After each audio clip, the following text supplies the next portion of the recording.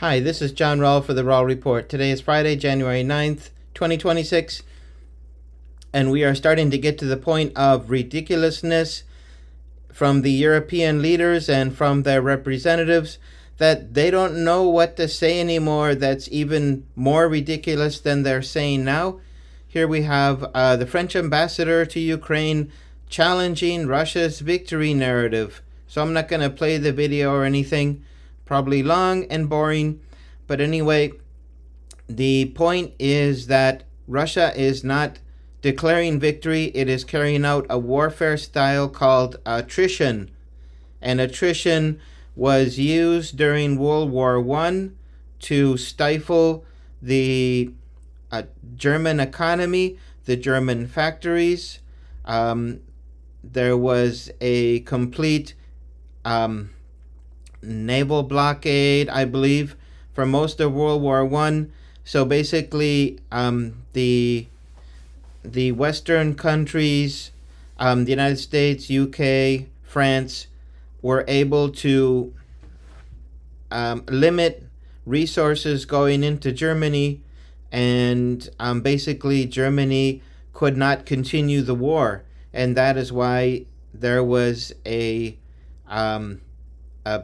final peace deal. Of course, that peace deal was completely skewed and led us to World War II. But anyway, that's a topic for another video. But anyway, the whole point is that attrition is a warfare style used by many countries, and is very familiar to the Western powers, as they used that very effectively during World War I. So why are you not recognizing the effectiveness and the use of this attrition warfare style? It's hard to say. But anyway, the French are saying, no, Ukraine is not losing. Russia is not winning. So really, so anyway, we go here to something that President Trump said back in, I believe this is September 23rd. President Trump says now he believes Ukraine can take back all of its land after meeting with Zelensky. So there's been this narrative going around. Ukraine can not only stop the Russians, but they also can retake all their territory. They can win. This has been repeated in the media, especially to the detriment of Ukraine, which continues to lose territory, lose citizens, lose power, lose heat, lose water. So anyway, the Western countries are making money like never before with this war continuing on with no end. The military equipment, everything that is being sold to Ukraine through one avenue or another, it continues to increase in price as the scarcity increases of those items like shells, bullets, tanks, armored cars, all that stuff that's needed for warfare. They have increase in price, and all these countries can just continue to make money. The defense companies will continue to receive huge sums of money, and we even heard about President Trump talking about $1.5 trillion military budget. This is just one big grift money maker for Western countries. They do not want this to stop. So you can see that the Western countries continue to push Ukraine towards something which some have referred to as national suicide. So this is not a good place to go. Here is the attrition warfare style manpower depletion. So what is Ukraine doing to get more manpower? Of course, it's kidnapping people off the street. Industrial and logistical capacity. One increases, the other decreases. We know that Russia continues to attack all sorts of factories and storage locations Power generation, the logistics is like the trains, knocking out bridges, knocking out all sorts of avenues. The gas, which is used to produce the energy, which is used to build drones and build, I don't know, flamingo missiles and all that. So Russia continues to act very effectively in attrition style warfare. So at this point, it's not about victory or defeat. As you know, you would see on the battlefield, the lines have moved relatively short distances, in some places quite a bit. Um, but the point of Russia's warfare style is not territory, it's attrition. So here's another point of attrition: sustainment of morale. So we know that Ukrainian cities now are without power, many without water. They are, in the fight for survival. So some places are doing okay, like Odessa, and you see a plethora of generators, little generators, making quite a din and emitting probably bad smells. But they are keeping the power going for some of the businesses. But the big residential blocks, they depend on power coming from the power generating stations. So when they no longer have water, power, then you have a drop in morale. So the morale, I think, of Ukraine is dropping. So there, Russia again is effectively reaching its goal. Firepower, density, and cost exchange ratio. Success depends on inflicting greater losses at lower relative cost. So recently there was a exchange of deceased soldiers. I believe Russia handed over 1,000 dead Ukrainian soldiers, and Ukraine handed over 31 Russian soldiers. Of course, if Russia is gaining ground, then if there's a dead Russian soldier, then the advancing Russian troops would find that Russian soldier, and that statistic would not be reported. But anyway, time as a weapon. Time is on the side of Russia. And it says here, attrition warfare assumes time favors one side. Yes, Russia. Who else does it favor? They have, I wouldn't say unlimited resources and unlimited soldiers, but certainly they can last a lot longer than Ukraine. And this was the fact before this conflict even got, to first base. So many people said, this is you're going to lose the war. It's a numbers game, and you're going to lose it eventually. And people said, no, we can win. So if you go back to this French ambassador, so he's like, yes, Ukraine is holding on, and eventually the cavalry will arrive, the French, the Germans, the British, and they will push the Russians back to the Russian border, maybe all the way back to Vladivostok. So this is dreamland from this French ambassador. Now, if we take a look at the front line, tell me exactly where Ukraine is victorious, where they're pushing the Russians back. As far as I can tell, Russia is advancing across the entire front line, and Ukraine, General Syrskyi, had pulled troops from the Pokrovsk area when he knew it was a lost cause, and put them up to Kupiansk because they needed a quick short-term victory where they could retake the city, raise a flag, and they could get more money, more support, and they could get on the good side of President Donald Trump. Well, unfortunately, not even in Kupiansk, if we focus in here, not even in Kupiansk has the Ukrainians been able to carry out a decent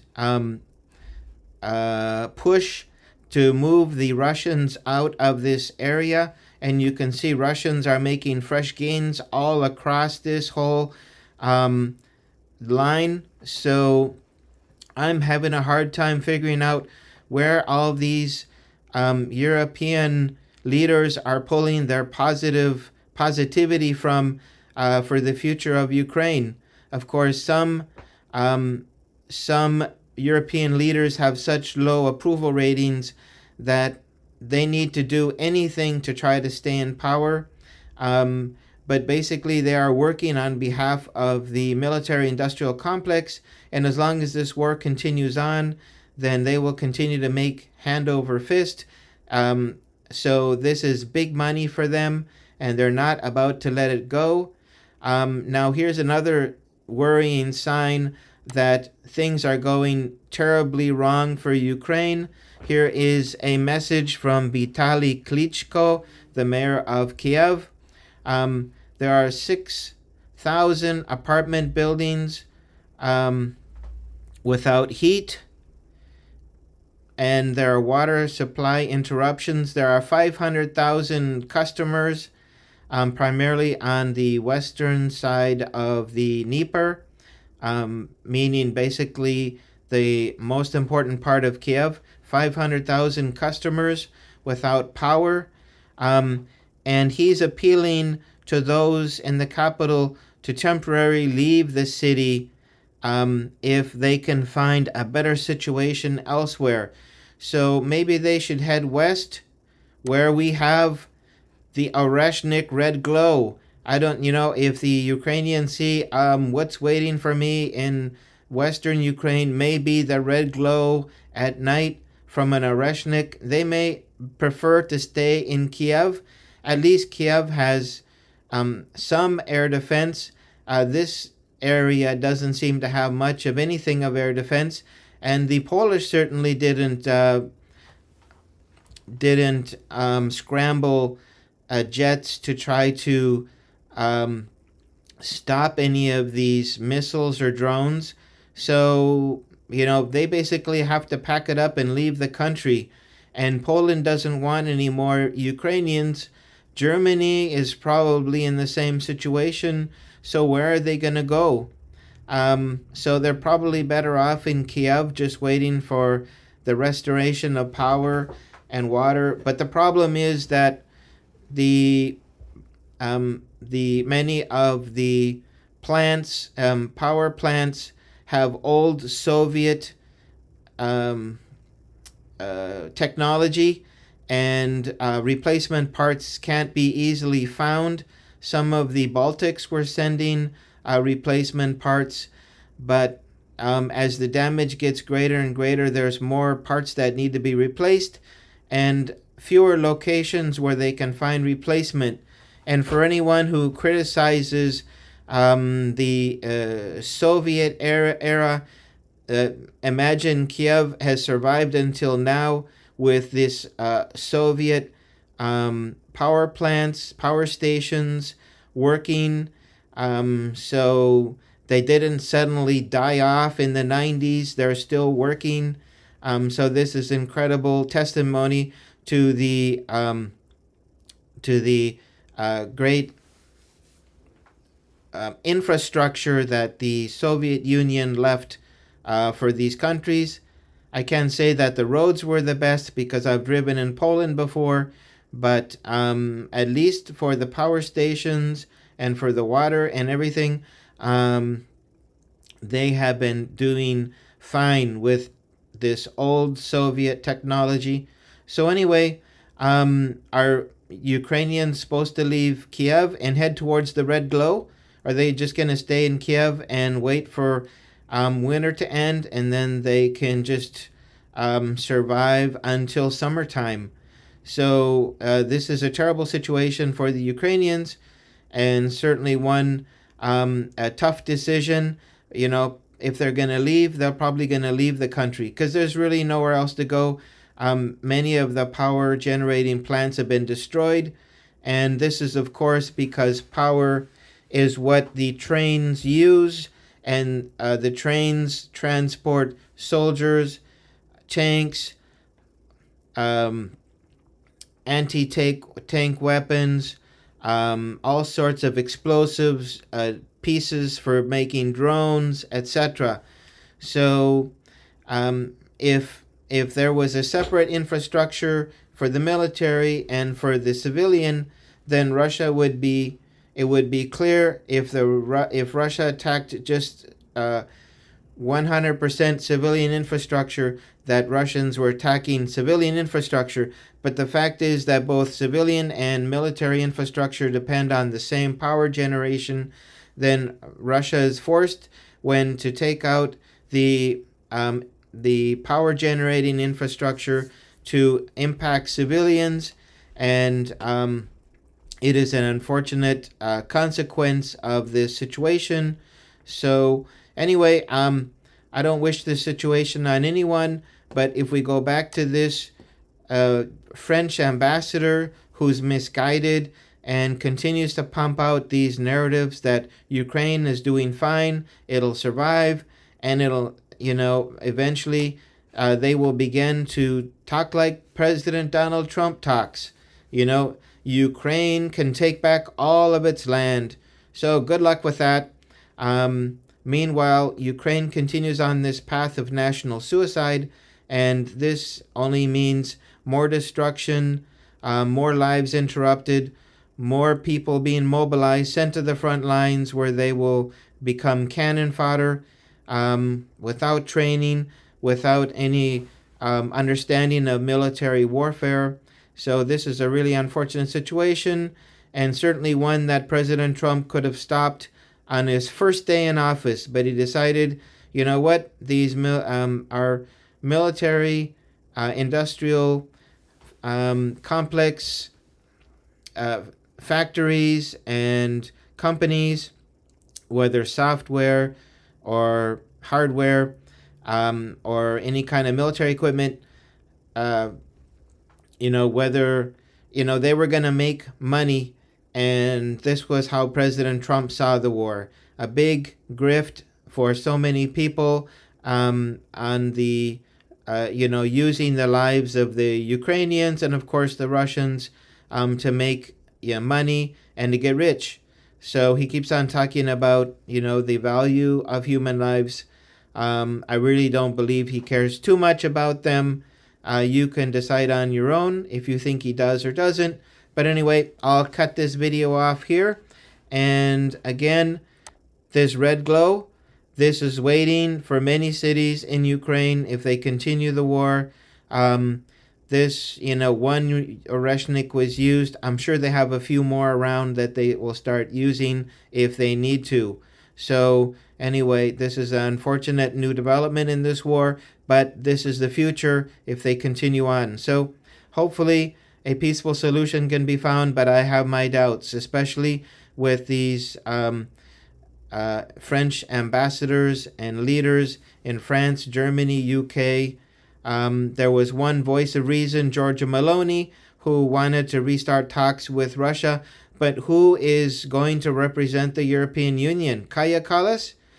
They will not even receive her, I'm sure, in Moscow, or if they did, she would meet with some low-level representative, and then she would say, it's a waste of my time, they didn't want peace, blah, blah, blah. But she's already expressed basically the point that she wants Russia destroyed, split up into chunks, and the world would be better off without Russia. So how do you even talk with somebody like that if you're the Russians?